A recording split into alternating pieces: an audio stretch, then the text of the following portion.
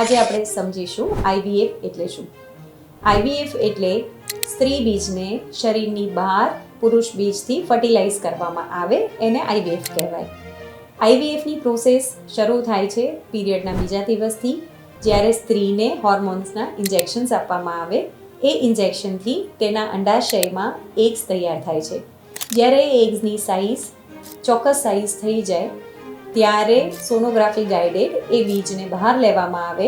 આ આખી process under anaesthesia થાય, તેથી એ પેઇનલેસ હોય છે. જ્યારે બીજ બહાર લઈ લઈએ એ સમયે તેને પુરુષ બીજથી ફર્ટિલાઇઝ કરવામાં આવે અને ફર્ટિલાઇઝ કરેલા બીજને ઇન્ક્યુબેટરમાં મૂકવામાં આવે. ઇન્ક્યુબેટરમાં એનો ગ્રોથ આપણે 3 થી 5 દિવસ સુધી રાખી શકીએ છીએ. તૈયાર થયેલા ગર્ભને ગ્રેડિંગ કરીને, જે સારા ગ્રેડના ગર્ભ હોય તેમાંથી 1 કે 2 ગર્ભને ગર્ભાશયની અંદર પ્રસ્થાપિત કરવામાં આવે છે, એટલે કે ટ્રાન્સફર કરવામાં આવે છે. આ આખી સાયકલને એક આઈવીએફ સાયકલ કહેવાય.